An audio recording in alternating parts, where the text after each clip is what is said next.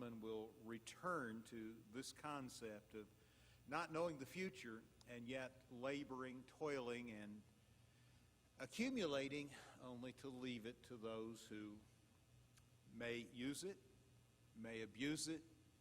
It's out of our control. So, as chapter 3 closes, he says there's nothing better than that a man should rejoice in his work. I think I mentioned to you that if you find something you enjoy doing and do it, then work ceases to be work. That's an extremely difficult thing to do, however. Most folks find themselves working for a living, working in order to survive, and it is real work. The lucky are those who find something that they just thoroughly enjoy and get paid to do it. And for them, work really isn't work. But it seems that for man at large, his purpose revolves around finding something to do and then doing it and reaping whatever benefits that the momentary action may provide. And again, the idea is we don't know what the future holds, so let's take advantage of the present.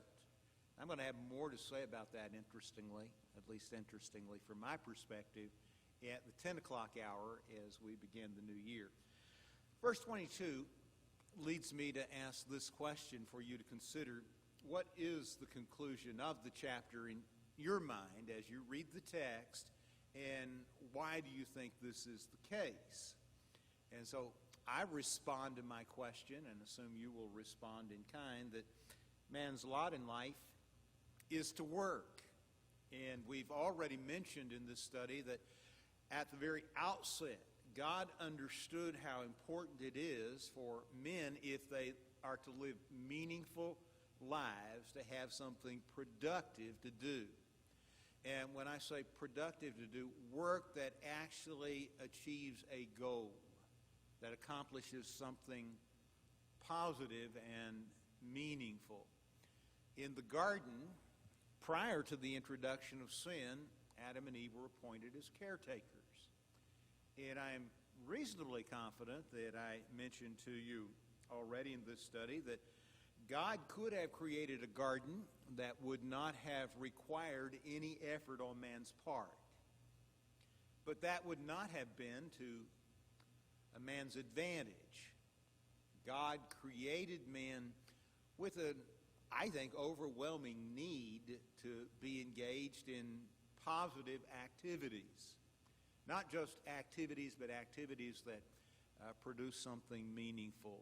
I think you can illustrate this by looking at, say, manual labor. If you're just sent out to dig a pit, and when you have completed your task, you're then told to fill that pit in, there seems to be no meaning or purpose in action like that.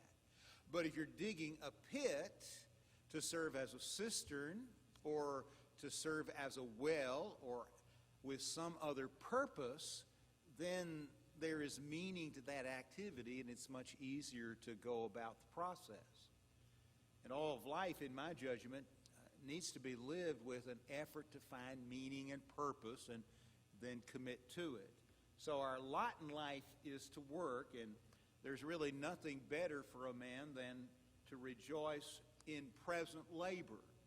And I think here I would underscore the word present, because there is, sadly, a tendency for us to be so focused on the past and the future that we neglect the present. And if we do that, that will impact how the future is remembered, or how the past is remembered, and what the future will hold. If we take care of the present, then the past will be more memorable and the future will be brighter. And again, he underscores the ignorance that pervades life in terms of what lies ahead. So he advises men to be satisfied with their lot in life. Whatever God has sent your way, use it. And if you don't use it, what ultimately happens is that you lose it. Find real meaning and purpose in the ordinary things of life, and life will be a lot better for you. My judgment, that's how chapter 3 draws to a close, and it leads into the 4th chapter. And once more, we're looking at life from the perspective of a strictly material and physical vantage point. This is the phrase, under the sun. It is a life lived without regard for the things of God and what lies beyond the physical realm. Under the sun is the physical realm. And much of what Solomon observes, he observes from the strictly physical vantage point, not factoring God and spiritual matters into the equation. So chapter 4 begins, and again, I saw all the oppressions that are done under the sun. Life can be really hard. It isn't fair, and we see sometimes good people facing real adversity and scoundrels seeming to go through life unscathed. This is the way life is in our world, specifically from a human perspective, because we don't always see the big picture. We don't get to see things in the full scope of life and what's actually going on. We only observe from our vantage point under the sun. Behold the tears of the oppressed, and they had no one to comfort them. People in power abuse the powerless, and all the powerless can do is to cry out, to mourn and weep, and it's as though there is no one available to provide assistance, comfort, or offer anything that is hope-filled. And again, from the human perspective, that seems to be the case. But from the heavenly perspective, God is fully cognizant of what is going on. And when you read the Old Testament carefully, in particular in relationship to Israel and the law, over and over again in the law, Israel is reminded that they have a responsibility toward those less fortunate. And in particular, it harkens back to their time in slavery in Egypt. They were to be especially considerate of strangers in their land because they had become a nation in a strange land, Egypt, and were oppressed for essentially 4 centuries. Don't forget your background and know how important it is to be compassionate, sympathetic, and understanding toward the less fortunate, because you were in a similar situation. And the interesting thing about this is that people who have dealt with adversity, who have felt the hopelessness that sometimes the poor and the oppressed feel, are much more likely to be compassionate, sympathetic, and encouraging to those who are facing similar kinds of problems. I remember, it's been 30 years ago or longer now, reading The Grapes of Wrath. And it was interesting to me to note that in that environment, the poor were often more generous than the well-to-do, even though they had far less, because they had had similar experiences. They knew what it was to feel this hopelessness that the oppressed often feel. And Solomon is expressing the despair that can sometimes enter the heart when it's as though the world has crumbled around you and no one cares. But God would tell us as his people that we must always care. On the side of the oppressor, of their oppressors, there was power, and there was no one to comfort them. The rich, the famous, the powerful seem to get whatever they want in life. But those who lack resources, who are not the beautiful people, so to speak, often find life extremely difficult. And this is the acknowledgement that Solomon makes here in the first verse of chapter 4. So that leads me to ask, who is said to be in tears but had no comforter? And the obvious answer is that the oppressed, the weak, the poor, the downtrodden of this world. And what was true 3,000 years ago, and Solomon reigned just about 3,000 years ago over Israel as the last king of the United Kingdom. His reign ended in 930 BC.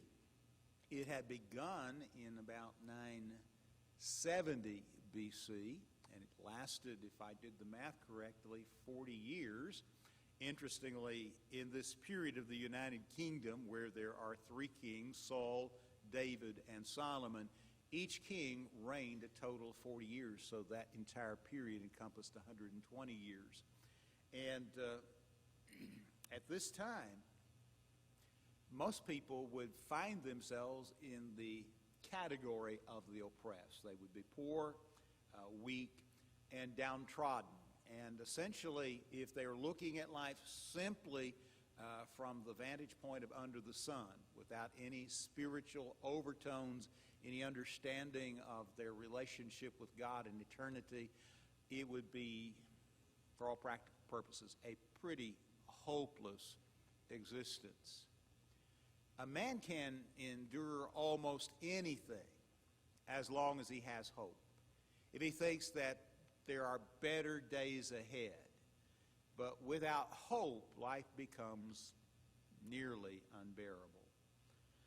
I thought the dead, who are already dead, more fortunate than the living who are still alive. And this, of course, in the context of those who are oppressed, poor, and downtrodden.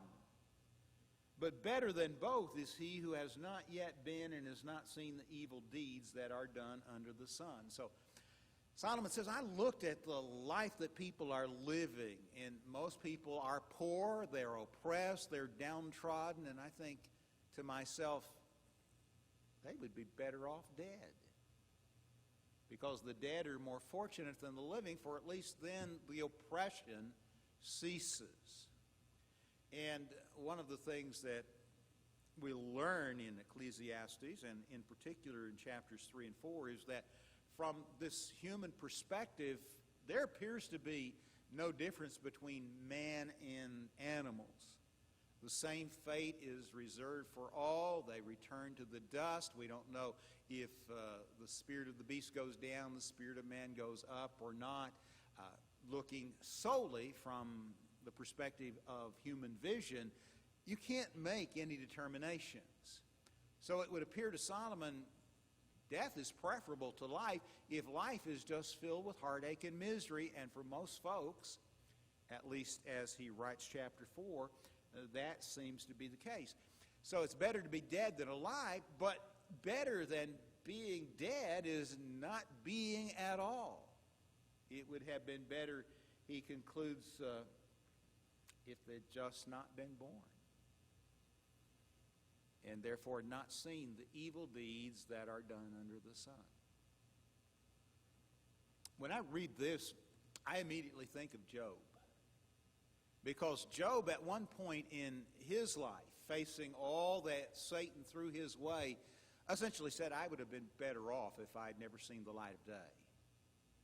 If I had been stillborn. If I had not experienced all the things that he presently experienced as he dealt with the tragic loss of his 10 children, abandonment by his wife, and that's essentially what she does when she says to him, curse God and die. Why do you maintain your integrity? His body is racked with pain. His flesh is covered with sores. He is described as sitting in the dust, scraping his sores with a broken piece of pottery. His friends come to comfort him. He calls them miserable comforters and physicians of no value. He just doesn't see at this point any end. And his conclusion was, in many ways, what Solomon is saying here, it would have been better if I just had never been born. If you haven't been born, then you can't experience all the heartache and misery. That seems to be the lot of most people, the downtrodden, the poor, the oppressed of this world. So, why are the dead praised in verses 2 and 3? And that's what he's doing, praising the dead, and even more importantly, acknowledging that preferable to that is not having been born at all. I have trouble wrapping my head around this. I suspect that it's because I've never really felt the kind of oppression that is described in this context. I've never been terribly wealthy financially. I've always had enough to eat and clothes to wear and a place to stay, but didn't grow up in an environment where, as we often said of others, they were born with a silver spoon in their mouth. That was not my lot in life, but I didn't know when I was young that we were poor because the things that really mattered we had. A loving family. We were always fed, plenty to eat. Didn't wear the finest clothes in the world, but they were sufficient. I just didn't feel the kind of oppression that is described here. And so it's hard for me to relate. I know there are people out in our world that probably have a much easier time understanding what is described here. Because we've truly, and I think I speak collectively here for most of us, we've been blessed in a wonderful way. I hope we appreciate the source of those blessings. The dead are praised because their struggles have ended.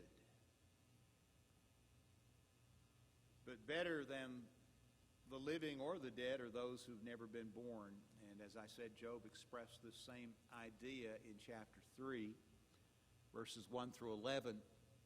And therefore, I think that for us, this is hard to really wrap our heads around.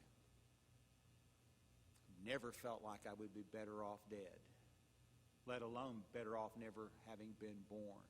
And if you have, I certainly don't want you to tell me about it right now. I want you to know that this is an attitude of one who looks at life solely, again, from the perspective under the sun, without any context of a spiritual and eternal nature. And that's why I have never felt this way. I've never experienced a time in my life when I didn't believe that there was something greater, more powerful out there than me. And that life is not just about the here and now, that life here and now needs to be lived with a view of eternity. And because of that, I've never had that helplessness and hopelessness that I think is inevitable when you don't have a spiritual dimension to your life, that you don't recognize that there is a creator to whom we are to submit, whose authority we are to acknowledge, and to whom we are to render service and obedience. That relationship gives life meaning and purpose that can be found nowhere else.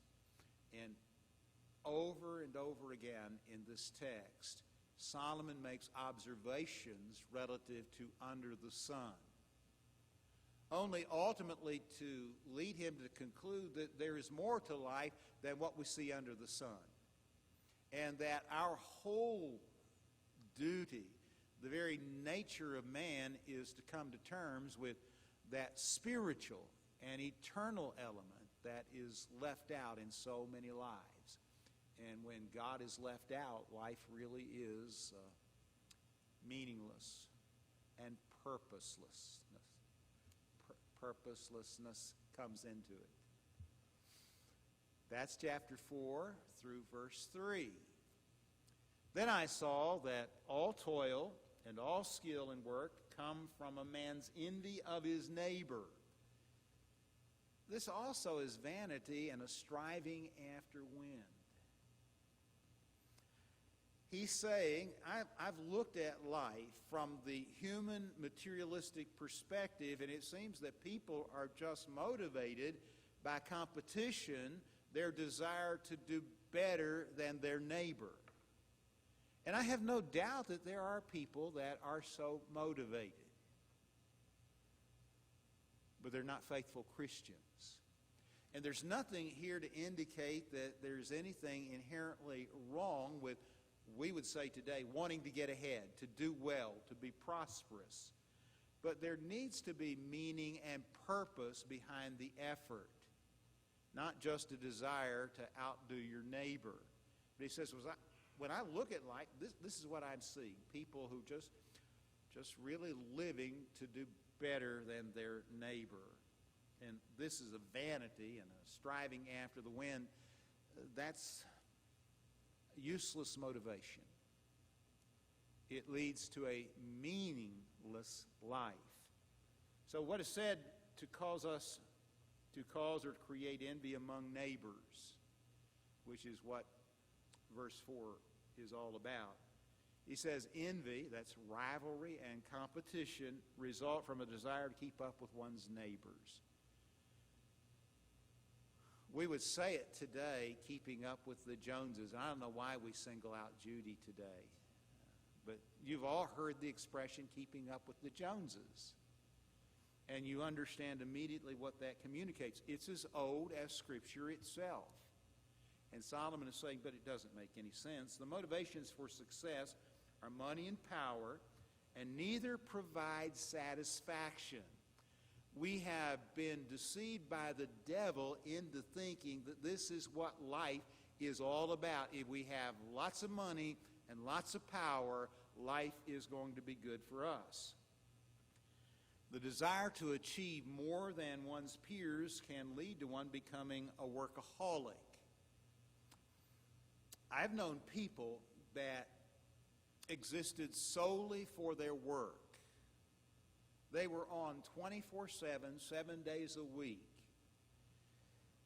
And they were very successful in terms of their work. But sadly, failures in areas that matter far more.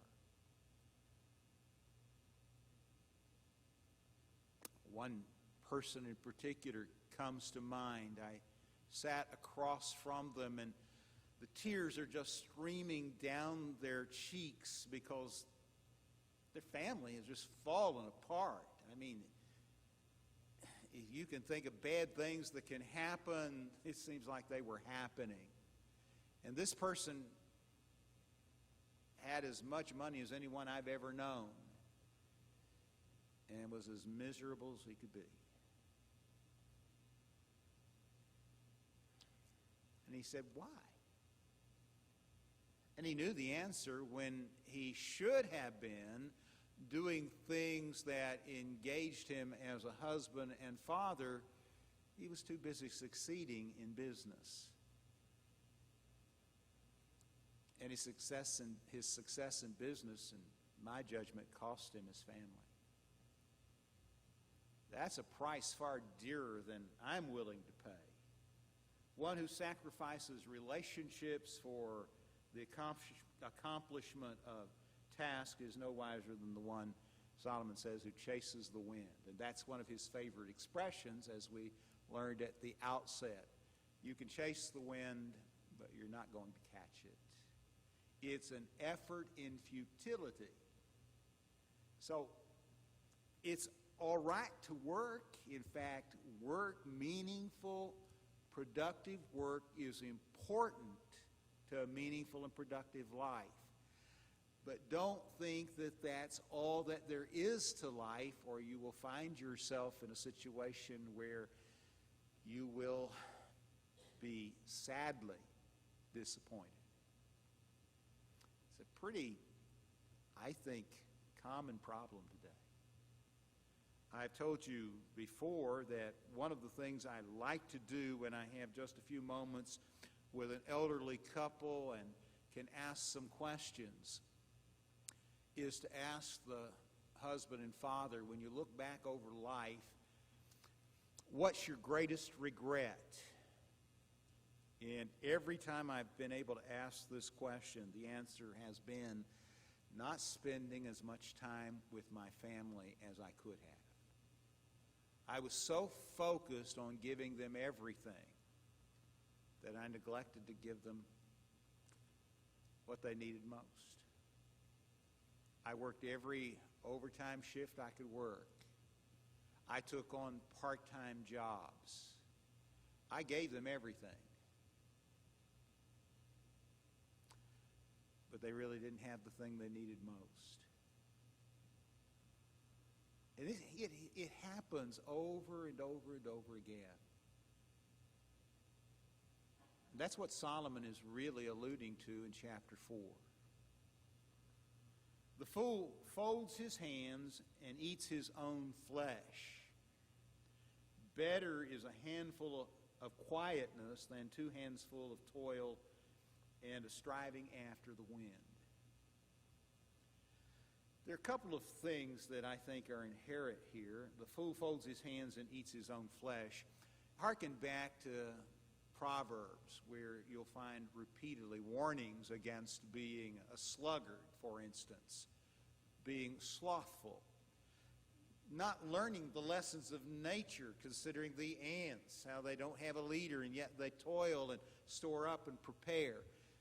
There is a sense, again, where there's a clear acknowledgement that worthwhile stuff needs to be a part of our lives. We call that worthwhile stuff work.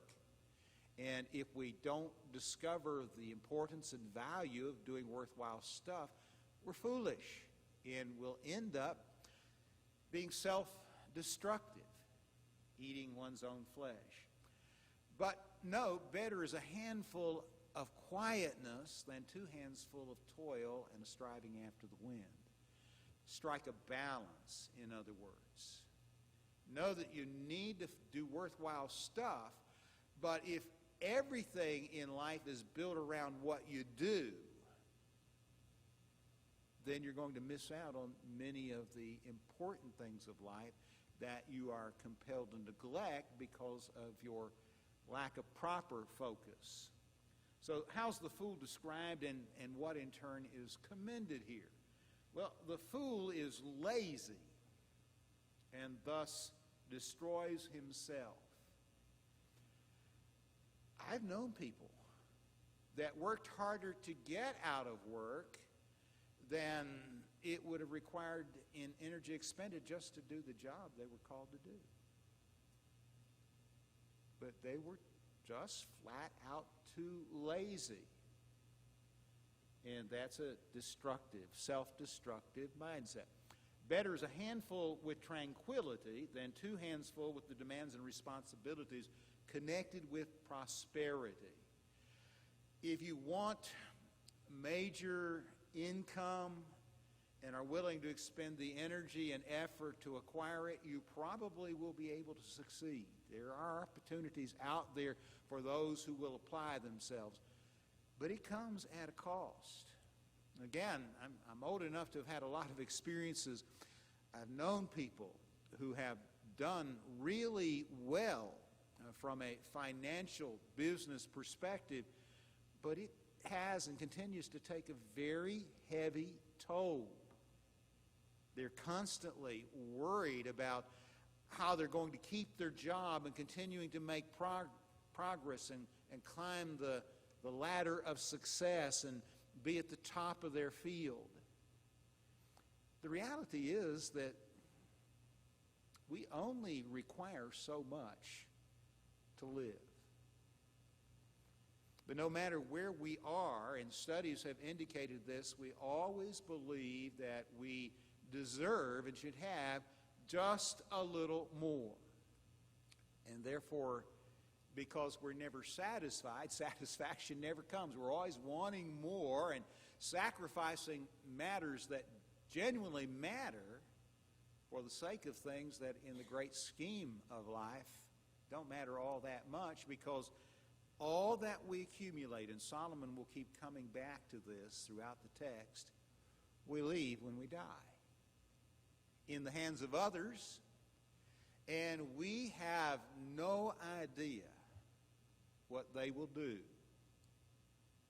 with what we've accumulated. And often they waste it. They throw it away and eventually impoverish themselves because they have no real appreciation for what was required in order to accumulate, or any understanding under the sun of what is expected by the Creator of the creation when His blessings are bestowed upon us. God gives to His people bountifully. Ask, seek, knock, you will be rewarded. And every good and perfect gift comes from His bountiful hand. And we all are beneficiaries of those gifts. No one ever first gave to God, but God first gives to us, and then we return to Him. He expects what He bestows to be used wisely, not hoarded. He expects it to be shared. He expects it to produce more. But if we lack proper perspective and become attached to the things of this world and to money and what it can buy, we lose perspective, and ultimately we lose everything, including our soul. So the idea that Solomon expresses as chapter 3 closes and chapter 4 unfolds is that we really do need to find worthwhile stuff and commit ourselves to doing it and doing it well, but not out of a desire simply to accumulate and then to leave for others what we've accumulated with no control over how they utilize it, whether meaningfully or wastefully. Again, I saw vanity under the sun. One person who has no other, either son or brother, yet there is no end to all his toil, and his eyes are never satisfied with riches, so that he never asks, "For whom am I toiling and depriving myself of pleasure?" This also is vanity and an unhappy business. Now, this is pretty simple. He says, I have made this observation. I've watched a man who has no family, no one to leave an inheritance to, working his fingers to the bone for an inheritance that he has no one to bequeath it to. And he's asking, does this make sense? Why would someone do this? This is vain, it's futile, it's unhappy business. What is the purpose of money, of wealth, if it is not to be used? People seem to think that it is to be gained and kept, but the reality is that no one can keep it. We came into this world with nothing and we leave with nothing. Why do we spend so much energy and effort in the acquisition of things that we cannot hold to? And what is the value of something if it cannot be used? I've often wondered about the thinking of Achan over there in Joshua when they take Jericho and are specifically charged no personal spoils from Jericho. Everything is dedicated to God. Everyone understood that. It's not a question of ignorance. He just saw something he wanted, in fact, a wedge of gold and 200 shekels of silver and a really expensive Babylonian garment, and he took them, knowing that God had said nothing is to be taken for personal enjoyment. But what did he do with it? You know the story. He buried this stuff in the floor of his tent. Now, does that make any sense? What is the value of something buried in the floor of a tent? He couldn't wear the garment. He couldn't spend the silver or gold. He can't even display it. He can't tell anyone about it. But there he is. He's got his wedge, his silver, and his expensive coat, and nothing to do with it. And as a result, he ends up losing his life, and his entire family perishes in the process. You say, well, no one would do that today. I think people do it every day. When they put, it's not necessarily a fancy Babylonian garment or a wedge of gold or even 200 shekels of silver, but they put other things ahead of the things that really matter. Solomon says, this just doesn't make any sense. I've seen it. I think he would tell us if he were here today to actually address this section, and I saw it many times. People living life this way, and it's just so futile. So what does he say about a man who has no child or brother? No one to leave what he accumulates to? Such a man may focus all his efforts on work and the accumulation of things. He never finds any real satisfaction or meaning in life, because that's not where meaning and satisfaction are found. And he doesn't even give any consideration to the fact that he's going to die, and he has no one to even leave it to. This is foolish. Isn't it far better to take what you have and put it to work now? And again, this is why I'm so unimpressed with the super rich among us who have pledged when they're dead to give everything away. Well, big deal. You don't have any control anyway when you're dead. Oh, you may think you do, and you may hire really expensive lawyers to work it all out, but there are always loopholes and ways around it, and people who will manage to get it or get at it and misuse it. Doesn't it make a whole lot more sense to put it to use right now? Solomon would say yes. Then he says, two are better than one because they have a good reward for their toil. Remember, we just left the man who has no one. And he says, life is just better if you build relationships, if you have fellowship with others, things in common. Two are better than one because they have a good reward for their toil. Do you know that one horse can pull approximately 2,400 pounds? So two horses teamed together should be able to pull how much? 4,800. But study after study has indicated that that's not true, that the two horses teamed together can pull approximately 6,000 pounds. Now, it may not mean a lot to us, because the last time I really watched any horses pulling was at the county fair, and I was just a teenager then and wasn't terribly impressed. I'd much rather use a tractor. But the simple fact of the matter is that two teamed together can do more than twice what one alone can accomplish. There is real strength and value in numbers. Furthermore, if they fall, one will lift up his fellow, but woe to him who is alone when he falls and has not another to lift him up. You think it is accidental that when Jesus sent the 70 out, that he sent them out 2 by 2? I don't. He knew how important it was to have somebody at your side. When he sent Paul out as the missionary to the Gentiles, he didn't send Paul out alone, did he? He sent Barnabas with him. And when Paul and Barnabas came to a parting of the ways, and Barnabas and John Mark went to Cyprus, Paul and Silas set out to revisit all those churches that had been established in that first missionary tour. There is strength in numbers. There's value to having two working together. Again, if two lie together, they keep warm. But how can one keep warm alone? And though a man might prevail against one who is alone, two will withstand him. And a threefold cord is not quickly broken. So he's here highlighting the importance of building relationships.